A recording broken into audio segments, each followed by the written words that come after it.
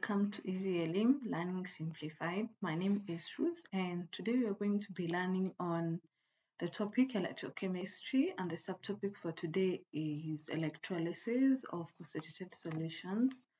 So we have been discussing the factors that affect preferential discharge, and in the previous lesson we looked at some dilute solutions, and we noticed that most of the dilute solutions it's actually the electrolysis of water.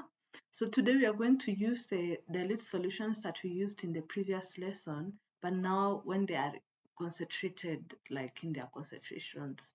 So we'll see what happens when we allow this concentrated solution to undergo electrolysis. Do we get the same type of products that we got from the previous lesson? So let's continue. So first of all, remember that this is the electrochemical series. This series involves also the anions, because you notice in our electrolysis of solutions, you also have anions taking part in the reaction. So apart from the metals that we have been discussing before, we have anions. So keep this in mind, especially when it comes to the preferential discharge. So a cation or an ion whose concentration is higher is preferably discharged if the ions are close in the electrochemical series. So let's start with electrolysis of brine, that is the electrolysis of sodium chloride. So first of all, we need to determine what are the ions present in this solution. So the concentrated sodium chloride is going to have sodium ions, chloride ions. It's going to have hydroxyl ions from the water and hydrogen ions. So you can see we still have hydroxyl ions and hydrogen ions, basically because we are still having water in the solution, but it is so little. It's not the same as when we are diluting it. So we are still going to have those ions in solution, but the concentration of sodium ions and the chloride ions is so high in comparison to OH ions and hydrogen ions. So at the anode, all the anions will go to the anode. So the anions present are the chloride ions and OH ions. And then at the cathode,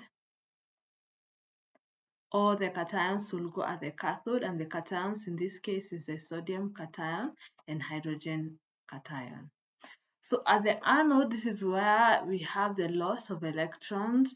This is the positive electrode attached to the positive side of the battery. So when you consider chloride ions and hydroxide ions, which is preferred to be discharged at the anode, you notice if you are considering the position they are in the electrochemical series, preferential will be on the OH ions because they have a highest tendency to lose electrons in comparison to chlorine. But since the concentration of the chloride ions is so high in this solution, the chloride ions instead are going to be discharged just because they overpower the hydroxide ions by their numbers. So the chloride ions will be discharged to give chlorine gas, and 2 electrons are lost, so we have to balance this. So these 2 electrons are the ones that travel to the cathode. When they travel to the cathode, and the cathode we are looking at gaining of electrons. So between sodium ions and hydrogen ions, the one that has the highest tendency to gain is hydrogen ions. So you'll notice hydrogen ions are the ones that are still going to be discharged at the cathode despite their small concentration, because when you consider the standard electrode potential for sodium, the difference is so big. Even if their concentration is so high, you notice that it will require a lot of energy for sodium ions to be discharged. So despite their high concentration, still hydrogen ions is the one that is going to be discharged. So the hydrogen ions gains those 2 electrons to form hydrogen gas. So what gas is being produced at the anode is a chlorine gas. At the cathode, we have the hydrogen gas. This is completely contrary to what we saw with electrolysis of dilute sodium chloride, where it was like the electrolysis of water. So see that big difference. Next, we go to the electrolysis of concentrated hydrochloric acid. We also mentioned electrolysis of dilute hydrochloric acid, where we got the electrolysis of water. So let's see what's going to happen in this case. So in the electrolysis of hydrochloric acid, we have the hydrogen ions in solution, chloride ions in solution, OH ions in solution, and hydrogen ions in solution. But the concentration of OH and hydrogen ions is low, that which comes from the water. So at the anode, the anions are attracted to the anode, which is the chloride and the OH ions. And then at the cathode, we have the hydrogen ions, which is the only one present. So just like we said, the hydroxide ions have the highest tendency to lose electrons, but because of the high concentration of the chloride ions, and since they are almost close in the electrochemical series, the chloride ions will be preferred. So chloride ions will discharge to give chlorine gas plus 2 electrons. So you balance this equation. These 2 electrons move to the cathode. The only ions in the cathode is hydrogen ions, so it is of course automatically going to be discharged. So hydrogen ions will gain those 2 electrons to form hydrogen gas. So that is the preferential for discharge for concentrated hydrochloric acid. So you get chlorine gas being formed at the anode and hydrogen gas being formed at the cathode.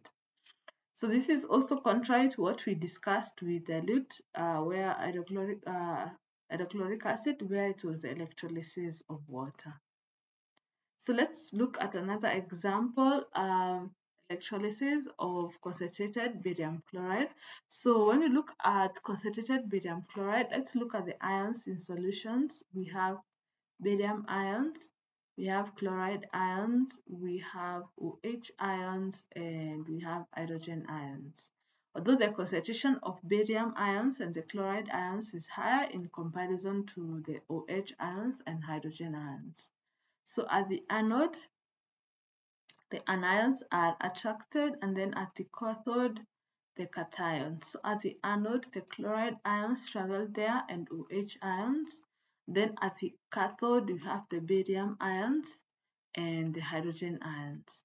So because the concentration of chloride ions is still high, even if we know that OH ions is one that will have a higher tendency to lose electrons, since these two are close in the electrochemical series, we will prefer chloride ions which has high concentrations. So the chloride ions are going to be discharged to form chlorine gas with 2 electrons being lost. These 2 electrons will travel through the wires and they'll go to the cathode, where now there's a preferential distance between barium and hydrogen.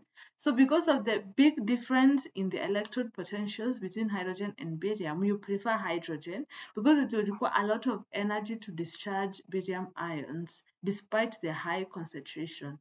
So the hydrogen ions will gain those 2 electrons to form, this is aqueous, to form hydrogen gas. So that is the electrolysis of barium chloride.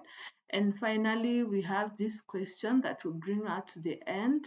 So the apparatus shown in the diagram below are used to investigate the products formed when concentrated sodium chloride was electrolyzed using inert electrodes.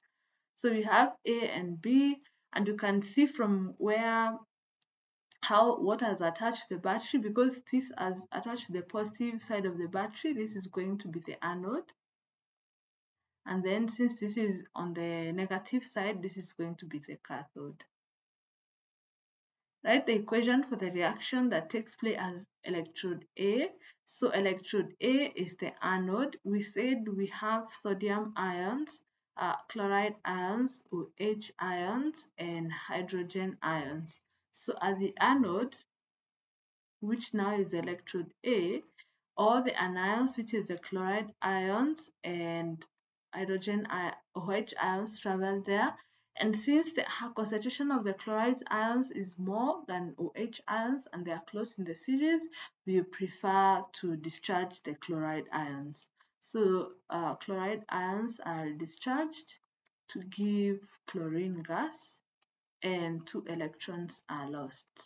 So that is a half equation that takes place at the anode. If the concentration of sodium chloride was replaced with dilute sodium chloride, what product would be formed at electrode A?